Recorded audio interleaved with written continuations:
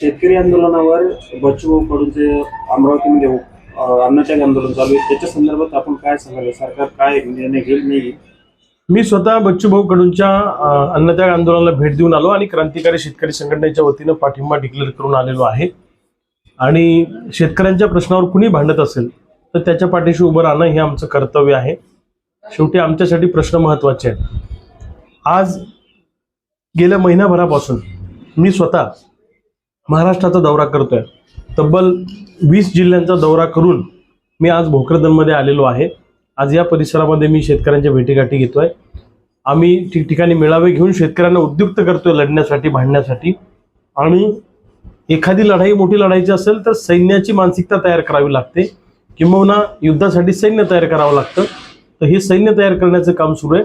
लवकरच शेतकऱ्यांच्या कर्जमुक्तीसाठी या महाराष्ट्रात भूतन भविष्याती असं आंदोलन उभं राहील।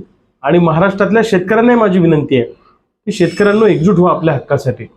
आम्ही काही भीक मागत नाही आहोत सरकारकडं, तर आम्ही हक्काची कर्जमुक्ती मागतोय। कारण सरकारच्या चुकीच्या धोरणामुळे आमच्यावर कर्ज झालेलं आहे आणि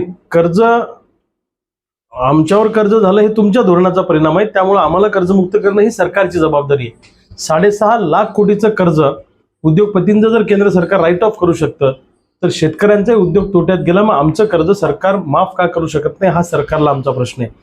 दिलेलं आश्वासन पाळत सरकारने शेतकऱ्यांना कर्जमुक्त केलं पाहिजे। सोयाबीन कापसाला प्रति क्विंटल 3000 रुपये भाव फरक दिला पाहिजे, जो शब्द सरकारने दिला होता। आणि हक्काचा पीक विमा दिला पाहिजे। अनेक शेतकऱ्यांचं नुकसान होणे त्यांना पीक विमा मिळाला नाही। आणि अनेक ठिकाणी बोगस शेतकरी दाखवून अधिकारी कर्मचाऱ्यांनी विमा कंपनीकडून आणि सरकारकडून नुकसान भरपाई लाटलेली त्या अधिकाऱ्यांवर, कर्मचाऱ्यांवर कारवाई झाली पाहिजे, ही मागणी आहे। जंगली जनावरांचा आम्हाला प्रचंड त्रास होतो शेती पिकांना, तर त्यासाठी शेतीला मजबूत कंपाऊंड करून द्या, शेतमजुरांना विमा सुरक्षा द्या, अशा अनेक मागण्या घेऊन, आणि अवकाळी पावसाने जे नुकसान झालं त्याची नुकसान भरपाई द्या, पीक कर्ज पेरणीच्या पूर्वी शेतकऱ्यांच्या हातात पडलं पाहिजे, अशा सगळ्या मागण्या घेऊन हे आंदोलन आम्ही करतो आहे। सरकारने जर का दखल घेतली नाही तर या महाराष्ट्रामध्ये शेतकऱ्यांच्या असंतोषाचा आगडोंब उसळल्याशिवाय राहणार नाही, हे सरकारने लक्षात ठेवावं।